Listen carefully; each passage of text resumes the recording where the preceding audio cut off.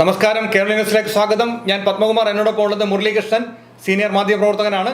അപ്പോൾ ഞങ്ങൾ ഇന്ന് സംസാരിക്കുന്ന വിഷയം കോൺഗ്രസിന്റെ ഈ 102 എന്നുള്ള ആ ഒരു സംഖ്യയിലേക്ക് എത്തിച്ച ആ വിജയശില്പി VD സതീശൻ. നമുക്ക് എന്താണ് ഇതിനെക്കുറിച്ച് പറയാൻ? ഇത്രയും ഒരു വലിയ പ്രചരണ തന്ത്രം ആവിഷ്കരിച്ചത് VD സതീശൻ തന്നെയാണ്. ഒന്നുമില്ലാത്തടത്തൊന്നും ഇത്രയും വലിയൊരു വിജയം കൊണ്ടുവന്നത് അദ്ദേഹം കഴിഞ്ഞ 5 വർഷക്കാലം നന്നായി ഗ്രഹപാഠം ചെയ്ത് ഓരോ ഘട്ടത്തിലും എങ്ങനെയായിരിക്കണം പ്രവർത്തിക്കേണ്ടത് എന്ന് കഴിഞ്ഞ ദിവസം അദ്ദേഹം തന്നെ പറഞ്ഞത് ഞാൻ കേട്ടായിരുന്നു. കൃത്യമായി ഗ്രഹപാഠം ചെയ്തുകൊണ്ട് ഓരോ മണ്ഡലത്തിലും എത്ര വോട്ടുകളുണ്ട്, അത് ഏത് ധ്രുവീകരണത്തിലുള്ള വോട്ടുകളാണുള്ളത്, സാമുദായിക അടിസ്ഥാനം, മതം, അവിടെ വിജയസാധ്യതയുള്ള സ്ഥാനാർത്ഥികൾ ആരൊക്കെ എന്നൊക്കെ അദ്ദേഹം കണക്ക് കൂട്ടി അവിടെ എന്തൊക്കെ ചെയ്താൽ എങ്ങനെയൊക്കെ ആളുകളെ തങ്ങളുടെ പക്ഷത്തേക്ക് കൊണ്ടുവരാൻ പറ്റും. അതുപോലെ തന്നെ ഇടതുപക്ഷ മുന്നണിക്കകത്തുള്ള എന്തെങ്കിലും ശൈഥില്യമുണ്ടോ, ഉണ്ടെങ്കിൽ അതിന്റെ കാരണക്കാർ ആരൊക്കെയാണ്, അവരെ എങ്ങനെ തങ്ങളുടെ പക്ഷത്തേക്ക് അടുപ്പിക്കാൻ പറ്റും എന്നൊക്കെ നന്നായിട്ട് ഗ്രഹപാഠം ചെയ്ത് അദ്ദേഹം കുറിപ്പുകൾ എടുത്ത് നോട്ട് തയ്യാറാക്കിയാണ് ഇത് തെരഞ്ഞെടുപ്പിന്റെ തന്ത്രം ആവിഷ്കരിച്ചിരിക്കുന്നത് എന്ന് പറയാതിരിക്കാൻ കഴിയില്ല. അതിന്റെ ഫലം കണ്ടു. കാരണം നമ്മൾ മനസ്സിലാക്കണോ, ഇത്ര 41 നിന്ന് ഈ 102 എത്തിക്കുക എന്ന് പറഞ്ഞാൽ അതൊരു നിസ്സാര സംഭവമല്ലത്. കാരണം എത്ര വോട്ടുകളാണ്, എത്ര സീറ്റുകളാണ് പിന്നെ മാറ്റിപ്പിടിച്ചത്. നന്നായി അദ്ദേഹം പണി. ആദ്യം അദ്ദേഹം എടുത്തത് A ക്ലാസ് മണ്ഡലം, B ക്ലാസ് മണ്ഡലം, C ക്ലാസ് മണ്ഡലം തിരിച്ചു. A എന്നുള്ളത് നോക്കുക വേണ്ട, ബാക്കി B 50-50 ചാൻസ് ആയിരുന്നു. C എന്ന് പറയുന്നത് ഒരിക്കലും ജയിക്കത്തില്ല. അതിനെ എങ്ങനെ ഉയർത്താം എന്നുള്ളതിന് സ്റ്റഡി ചെയ്തെടുത്താണ് പുള്ളിയുടെ വിജയം വന്നത്. G സുധാകരനെ ഒരു വർഷത്തിനകത്ത് 6 പ്രാവശ്യമാണ് പുള്ളി വീട്ടിലെത്തി സന്ദർശിച്ചത്. അമ്പലപ്പുഴ പിടിക്കണം, അതിനെന്താണ് മാർഗം, അതിനാരെ പിടിച്ചാൽ പറ്റും, അത് അവിടെ കൃത്യമായി ഗെയിം കളിച്ചു എന്നുള്ളതാണ്. അദ്ദേഹം പറഞ്ഞൊരു വാക്കുണ്ട്, ചേട്ടാ പറഞ്ഞു, വിസ്മയം എന്ന വാക്കുണ്ടെന്ന് അദ്ദേഹം കൊണ്ടുവന്നത്. വിസ്മയങ്ങൾ സംഭവിക്കും. ഐഷ പോറ്റി ആദ്യമായിട്ട് ഇപ്പുറത്തോട്ട് വന്നപ്പോൾ വിസ്മയം നമ്പർ 1 എന്ന് അദ്ദേഹം പറഞ്ഞു. അമ്പലപ്പുഴയിൽ G സുധാകരന്റെ വിഷയം വന്നപ്പോൾ വിസ്മയം നമ്പർ 2 എന്ന് പറഞ്ഞു. കുഞ്ഞികൃഷ്ണന്റെ വിഷയം, അങ്ങനെ പല വിഷയങ്ങളിലും അദ്ദേഹം ഓരോന്നിനും വിസ്മയം 2, 3, 4 ഇങ്ങനെ പേരിട്ടുകൊണ്ടേയിരുന്നു എന്നുള്ളത്. ശ്യാമളയെ സ്ഥാനാർത്ഥിയാക്കിയപ്പോൾ ഉടൻ VD സതീശൻ അവിടെ ചാടി ഇടപെട്ടു എന്നുള്ളതാണ്.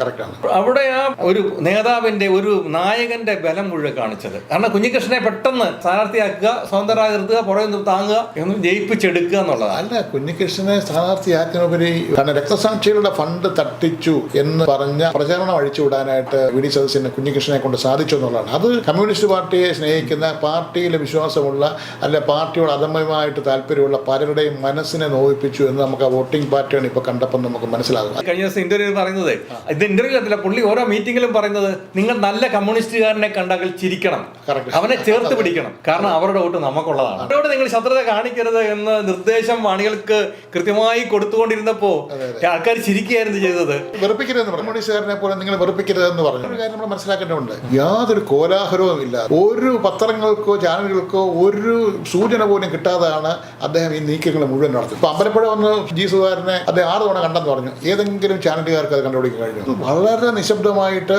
വളരെ ഗോപ്യമായിട്ടാണ് അദ്ദേഹം ഈ പ്രവർത്തനങ്ങൾ നടത്തിയത് എന്ന് നമുക്ക് ഇപ്പോൾ തെരഞ്ഞെടുപ്പ് റിസൾട്ട് കാണുമ്പോൾ മനസ്സിലാക്കുകയാണ്. അതുപോലെ തന്നെ ടീം UDF കോൺഗ്രസ്സുകാരുടെ തെരഞ്ഞെടുപ്പ് മണ്ഡലങ്ങളിൽ, അല്ല അവരുടെ സ്ഥാനാർത്ഥി നിൽക്കുന്ന മത്സരം മണ്ഡലങ്ങളിൽ, അല്ലെ അവരുടെ മുന്നണിയിൽപ്പെട്ട കേരള കോൺഗ്രസോ അല്ലെങ്കിൽ വേറെ ഏതെങ്കിലും ഒരു മുന്നണിയോ ഒരു കക്ഷിയുടെ മണ്ഡലങ്ങളിൽ മറ്റ് സ്ഥാനാർത്ഥികൾ, മറ്റുള്ള പ്രധാന ആളുകൾ പോകാനായിട്ട് മടിക്കും. ഇപ്പോൾ കോൺഗ്രസിൻ്റെ അവരുടെ മണ്ഡലങ്ങൾ ശ്രദ്ധിച്ചാണ് ഓരോ തെരഞ്ഞെടുപ്പിലും വർക്ക് കൊണ്ടിരുന്നത്. ഇത് അവിടെ ഇല്ല. ഈ പറഞ്ഞ 140 മണ്ഡലങ്ങളിലും കൃത്യമായിട്ട് കോൺഗ്രസ്സുകാരനെന്നോ അല്ല കേരള കോൺഗ്രസ്സുകാരനെന്നോ അല്ലെങ്കിൽ RSPക്കാരനെന്നോ ഇല്ലാതെ എല്ലാ മണ്ഡലങ്ങളിലും ഒരേ തരത്തിൽ ഇടപെട്ടു എന്ന് നമ്മൾ ഈ തെരഞ്ഞെടുപ്പ് കാണും. ഇതിനു മുമ്പ് കേരള തെരഞ്ഞെടുപ്പ് ഞാൻ പലതവണ കണ്ടിട്ടുണ്ട്, റിപ്പോർട്ട് ചെയ്തിട്ടുള്ള ആളാണ്. ഇതിനു മുമ്പ് കേരള തെരഞ്ഞെടുപ്പിൽ നമ്മൾ അങ്ങനെ കൂട്ടായ ഒരു വർക്ക് നടത്തിയിട്ടില്ല. അതുകൊണ്ടാണ് അദ്ദേഹം ടീം UDF എന്നാണ് പേരിട്ടത്.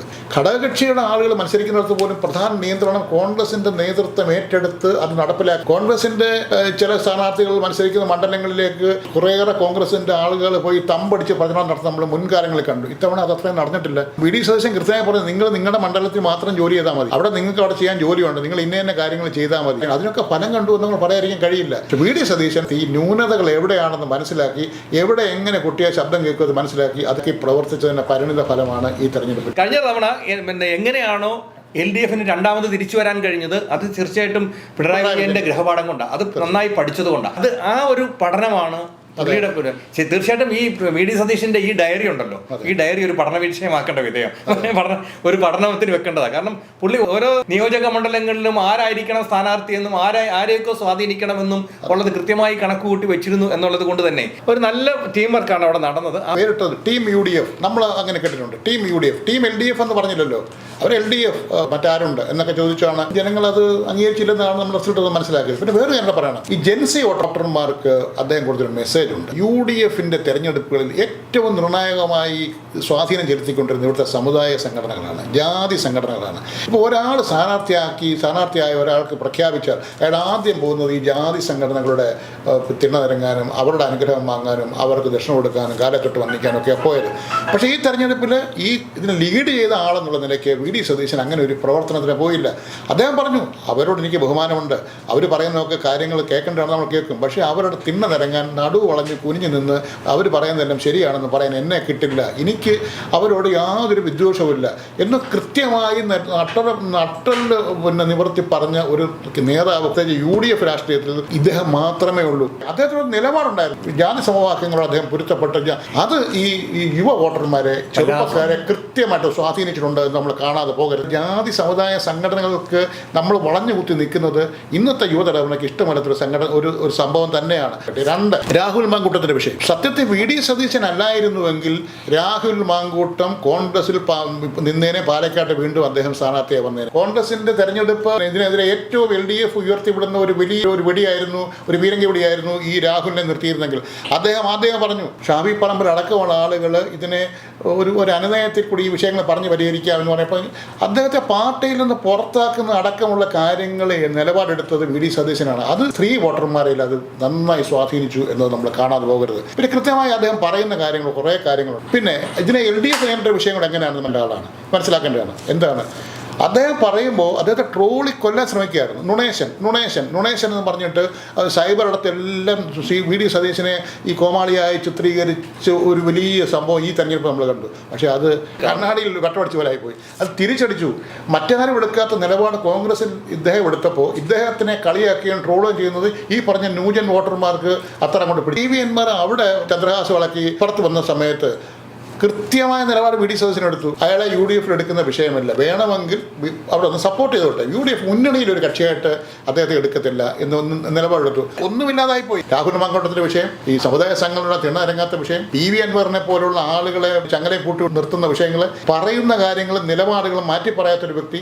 നമ്മളെ പാർലമെന്റ് തെരഞ്ഞെടുപ്പിൽ എങ്ങനെ വിജയം ഉണ്ടാക്കാൻ പറ്റും, ഈ ഉപതെരഞ്ഞെടുപ്പുകളിൽ എങ്ങനെ വിജയം ഉണ്ടാക്കാൻ പറ്റും, അത് എത്ര വോട്ടുകൾ കിട്ടും? 12,000 വോട്ട് കിട്ടുമെന്നാണ് പറഞ്ഞത് നിലമ്പൂരിൽ. അത് 14,400 അത്ര വരെ അടുത്ത് കൃത്യമായി വോട്ടുകളെ കണക്ട് കൂട്ടി ചെയ്യാൻ പറയുന്ന ഒരാൾ പറയുന്നതെല്ലാം കൃത്യമായി ചെയ്യുന്നുണ്ട്. ആ കാര്യങ്ങളെല്ലാം അതേ നിലപാടിൽ തന്നെ, ആ കാര്യങ്ങളെല്ലാം അതേപോലെ ആക്കി കഴിഞ്ഞിട്ട് ഇദ്ദേഹം പറയുകയാണ് 100 മേൽ സീറ്റ് കിട്ടും, കോൺഗ്രസ് അധികാരത്തിൽ വരും എന്ന് ഒരു കോൺഗ്രസ്സുകാരനോട് പറഞ്ഞാൽ അവൻ വിശ്വസിക്കത്തില്ലേ? ജനങ്ങൾ മുഴുവൻ അത് വിശ്വസിച്ചു. കാരണം ഇയാൾ പറയുന്നതെല്ലാം കറക്റ്റാണ്, അതേപോലെ തന്നെ സംഭവിക്കുമെന്ന് ആ വിശ്വാസം ജനങ്ങളുടെ ആർജിക്കാൻ കഴിഞ്ഞു. അതല്ല, അദ്ദേഹം പറഞ്ഞൊരു കാര്യങ്ങളുണ്ട്. 1 നിങ്ങൾ 100 സീറ്റ് ലഭിക്കും എന്ത് അടിസ്ഥാനത്തിലാണെന്ന് ചോദിച്ചപ്പോൾ അദ്ദേഹം പറഞ്ഞൊരു കാര്യമുണ്ട്. എൻ്റെ കൂടെ നിൽക്കുന്ന ആളുകളെ, ടീം UDFിലെ മുഴുവൻ ആളുകളെയും അവരെ നല്ല കൃത്യമായിട്ട് നല്ല എണ്ണയിട്ട് യന്ത്രം പോലെ പ്രവർത്തിക്കണമെങ്കിൽ ഞാൻ അവർക്ക് വേണ്ട പ്രചോദനം കൊടുത്തേ കഴിയൂ. അതാണ് ഞാൻ പറഞ്ഞത്. എനിക്ക് കൃത്യമായിട്ട് അറിയാമായിരുന്നു. എറണാകുളം വരെ, കാസർഗോഡ് നിന്ന് എറണാകുളം വരെ വോട്ടുണ്ടുമ്പോൾ UDF അധികാരത്തിലേക്ക് കേവല പുരുഷൻ നേടുമെന്നും ബാക്കി ഇങ്ങോട്ട് കിട്ടുന്നത് ബോണസ് ആയിരിക്കുമെന്ന് അത് പറയുണ്ടായി. കൃത്യമായിട്ട് പറഞ്ഞില്ലേ? പിന്നെ 102 സീറ്റ് കിട്ടും. അപ്പോൾ കൃത്യമായ ദിശാബോധം, കൃത്യമായ നിരീക്ഷണം. ഒരു കാര്യം കൂടെ പറയണ്ടത്, ഗവൺമെന്റ് അടി കൊണ്ട് ആളിനെ MLA ആക്കിയപ്പോൾ ഈ പാർട്ടിക്ക് വേണ്ടി തല്ലുകൊള്ളാനും വെള്ളം കോരാനും മാത്രമല്ല ഞങ്ങൾക്ക് സ്ഥാനമാനങ്ങളും കിട്ടുമെന്നൊരു ബോധ്യം കൂടെ കൊടുത്തില്ലേ അവിടെ നവകേരള സദസ്സിൽ? മുഖ്യമന്ത്രി വരുമ്പോൾ അതിന്റെ മുന്നിലേക്ക് ഇറങ്ങി നിന്ന ഒരാളിനെ പൊതുരെ ഗൺമാൻ ഇറങ്ങി തല്ലി, വടികൊണ്ട് 2 കൈ കൊണ്ടുള്ള വടികൊണ്ട് തല്ലി. ആ ആള് സ്ഥാനാർത്ഥിയായി ജയിച്ചു. ശരിയാണ്, അതൊക്കെ നമ്മൾ അംഗീകരിക്കുന്ന വിഷയമാണ്. ഒന്നാമതൊരു കാര്യം, ഈ കോൺഗ്രസ് പോലെ ഒരു വലിയ പാരാവാരം പോലെ ഈ ആളുകളും നേതാക്കന്മാരും തമ്മിലടി എല്ലാം കൂടെ സംഘടനയ്ക്കകത്തിൽ ഒരു നിയമസഭാ തെരഞ്ഞെടുപ്പൊക്കെ വരുന്ന സമയത്ത് എത്ര പേര് സ്ഥാനാർത്ഥിത്വ മോഹമായിട്ട് വരുന്നു. VD സതീശനൊരു ഗ്രഹപാഠം ചെയ്തു വെച്ചു. അത് അവസാനം ചില വിഷയങ്ങളിനകത്ത് ചില സ്ഥാനാർത്ഥികളെ ഇപ്പോൾ രമേശ് ചെന്നിത്തലയോ അല്ലെങ്കിൽ പിന്നെ KC വേണുപോലോ അംഗീകരിക്കുന്ന സമയത്ത് ഇദ്ദേഹമാണ് ഇവിടെ പറ്റിയ അദ്ദേഹത്തിന് കണക്ക് നിരത്തി പറഞ്ഞ് അവരെ കൊണ്ടുകൂടെ അംഗീകരിപ്പിക്കാൻ കഴിഞ്ഞു. ചെറിയ വിട്ടുവീഴ്ചയൊക്കെ പലയിടത്തും അദ്ദേഹം ചെയ്തിട്ടുണ്ട്. അങ്ങനെ ഒരു രാഷ്ട്രീയ നേതാവും കോൺഗ്രസ് രാഷ്ട്രീയത്തിൽ ഞാൻ പ്രവർത്തിച്ച് കണ്ടിട്ടില്ല. ഞാൻ കുറേ വർഷങ്ങളായിട്ട് ഇത് കൃത്യമായി അടുത്തു നിന്ന് കലയിൽ കാണുന്ന ആളാണ്. എന്തായാലും അതിന് നമുക്കതിനെ ശ്ലാഘിക്കാതിരിക്കാൻ നിർവാഹമില്ല എന്ന് തന്നെയാണ് എനിക്ക് പറയാനുള്ളത്. അപ്പോൾ എന്തായാലും ഇതാണ് നമ്മുടെ VD സതീശൻ എന്ന് പറയുന്ന ആള് വിജയശില്പിയാണ്, അർഹതപ്പെട്ട ഒരാളാണ്. ചേട്ടാ, ഞാനിപ്പോഴും ചോദിക്കാം, ഇത്രയധികം കാര്യങ്ങളെ കൃത്യമായി നിറവേറ്റാനും ഈ 102 സീറ്റുകൾ കൈയടക്കാനും കഴിഞ്ഞ ഒരാൾക്ക് മുഖ്യമന്ത്രി പദത്തിലേക്ക് എത്താനായിട്ട് അദ്ദേഹം ഈ അനുധാരികളൊന്നും തയ്യാറാക്കിയിട്ടില്ലേ? അതൊക്കെ ഇപ്പം പൊട്ടുവോ? അല്ല, അതിൻ്റെ വിഷയം എന്ന് പറഞ്ഞാൽ അതിൻ്റെ ആയുധപ്പര എന്ന് പറഞ്ഞാൽ ഇവിടെ അല്ല ഇരിക്കുന്നത്. ഇതിൻ്റെ ആയുധപ്പുര എന്ന് പറഞ്ഞാൽ ഡൽഹി ഹൈക്കമാൻഡിലാണ് ഈ അത്തരം കാര്യങ്ങൾ തീരുമാനിക്കുന്ന പിന്നെ ആയുധപ്പുര ഉള്ളത്. അവിടെ അവരുടെയൊക്കെയാണ് റിമോട്ട് കൺട്രോൾ. നമ്മൾ കോൺഗ്രസിൻ്റെ നമ്മൾ എത്രയോ വർഷങ്ങളായിട്ട് എത്രയോ തെരഞ്ഞെടുപ്പ് കാണുന്നതാണ്. ഇപ്പോൾ ഇവിടെ കൂടിയിട്ട് ഇപ്പോൾ നിയമസഭാ കക്ഷികളുടെ ആളുകളുടെ എണ്ണം കൂടിയിട്ട് പറയും ഞങ്ങൾ തീരുമാനം ഹൈക്കമാൻഡിന് വിട്ടു എന്ന് പറയും. അങ്ങനെയാണ് പ്രമേയം പാസ്സാക്കാൻ വേണ്ടി പോകുന്നത്. അവരോട് കൂടി തീരുമാനിക്കും. ഓൾറെഡി തീരുമാനിച്ചിട്ടുണ്ടല്ലോ. തീരുമാനം അറിയിക്കുക എന്നുള്ളത് മാത്രമേ ഉള്ളൂ. അല്ലാതെ വി.ഡി. സതീശൻ ബാക്കി ഗ്രൗണ്ട് എല്ലാം ലെവൽ ചെയ്ത് ചെത്ത് റെഡിയാക്കി അദ്ദേഹം നല്ല സ്റ്റേഡിയമാക്കി എല്ലാം റെഡിയാക്കി കൊടുത്ത് പന്തിട്ട് പൊട്ടിയാൽ മതി. കാര്യങ്ങൾ അദ്ദേഹം റെഡിയാക്കി കൊടുത്തു. പക്ഷേ പന്ത് കൊടുക്കണേ അവിടെ നിന്ന് വേണം പന്ത് കൊടുക്കാൻ. പന്ത് അവിടെ കൊടുത്താലേ ഇവിടെ തട്ടാൻ പറ്റത്തുള്ളൂ. അത് അവർ തീരുമാനിക്കും ആരുടെ പന്ത് കൊടുക്കണമെന്ന്. അവിടെ നമ്മളൊരു കാര്യം പറഞ്ഞു വെക്കേണ്ടി വരും. ഇത് കോൺഗ്രസ് ആണ് ഭായ്, ഇവിടെ ഇങ്ങനെയാണ് ഭായ്, അങ്ങനെ പറയേണ്ടി വരും അവസാനം. കോൺഗ്രസിന്റെ ചരിത്രത്തിൽ ഇതുപോലൊരു പിണറായി വിജയനെ പോലെ വലിയ എവറസ്റ്റ് പോലെ നിൽക്കുന്ന ഒരു നേതാവിനോട് എതിരിട്ടിട്ട് ഇത്രയും വലിയൊരു നേട്ടം ഉണ്ടാക്കി കൊടുക്കുക എന്ന് പറഞ്ഞാൽ അതൊരു ചെറിയ കാര്യമല്ല, അതൊരു വലിയ കാര്യം തന്നെയാണ്. വിജയത്തിൽ എത്തിക്കാൻ കഴിഞ്ഞില്ലെങ്കിൽ ഞാൻ രാഷ്ട്രീയ വനവാസത്തിന് പോകും എന്ന് പറയുന്നത് മറ്റു നേതാക്കൾ അത് പോകുമെന്ന് മാത്രം ഞങ്ങളെല്ലാം പോകുമെന്നേ എന്നൊരു വാക്ക് പറയാൻ രമേശ് ചെന്നിത്തല കെ.സി. വേണുഗോപാലും ഇല്ലായിരുന്നല്ലോ. ചങ്കൂറ്റം പുള്ളിയുടെ കയ്യിൽ കണക്കുകളുണ്ട്. ഞാനത് പറഞ്ഞതുകൊണ്ടാണല്ലോ, ഞാൻ അങ്ങനെ ഒരു കാര്യം പറഞ്ഞുകൊണ്ടാണല്ലോ പിന്നെ ഞാൻ പറഞ്ഞത് കാര്യമുണ്ട്. ഈ പറഞ്ഞ പ്രവർത്തകർ മുഴുവൻ പേർക്ക് ആവേശഭരിതരായിട്ട് ഇതിൻ്റെ പിന്നിൽ യാതൊരു തർക്ക വിതർക്കങ്ങളും ഇല്ലാതെ അവർ ഒത്തുകൂടി അടുത്ത് ഇതിനെ വിജയിപ്പിക്കാനായിട്ട് എണ്ണയിട്ട യന്ത്രം പോലെ ഇറങ്ങിത്തിരിച്ച് പ്രവർത്തിച്ചത് അവർക്ക് ആവേശം കൊടുക്കാൻ ഞാനത് പറഞ്ഞതാണ്. പക്ഷെ എനിക്കറിയാമായിരുന്നു ഇങ്ങനെ വരുമെന്ന് അദ്ദേഹം കഴിഞ്ഞ ദിവസം പറഞ്ഞിട്ടുണ്ട്. കണക്കുകളാണ് പുള്ളിയുടെ മുന്നിലുള്ളത്. ആ കണക്കുകൾ വെച്ചാണ് ആ ഹോംവർക്ക് ചെയ്തതിന്റെയാണ് ഓരോ മണ്ഡലങ്ങളെ കുറിച്ചും പഴയകാല വോട്ടുകളും അതിന്റെ ഓരോ BJPക്ക് എത്ര വോട്ടുണ്ട് എല്ലാ കാര്യങ്ങളും കൃത്യമായി പഠിച്ച് ഒരാളെ നയിക്കാനുണ്ടായിരുന്നു എന്നുള്ളതാണ് ഇതിന്റെ ഒരു ഏറ്റവും വലിയ ഗുണം. എന്ത് കാര്യത്തിനും ഒരു പഠന പുസ്തകം ആക്കേണ്ടതാണ് അദ്ദേഹത്തിന്റെ ഡയറി എന്നുള്ളതാണ് എനിക്ക് പറയാനുള്ളത്. അപ്പോൾ മറ്റൊരു വാർത്തയുമായി ഞങ്ങൾ വീണ്ടും കടന്നു വരും. അതുവരെ നന്ദി, നമസ്കാരം. കൂടുതൽ വാർത്തകളും വിശേഷങ്ങളും നിങ്ങൾക്ക് ലഭിക്കാൻ കേരളീയം ന്യൂസ് സബ്സ്ക്രൈബ് ചെയ്യുക. കൂടെ ബെൽ ബട്ടണും അമർത്തുക.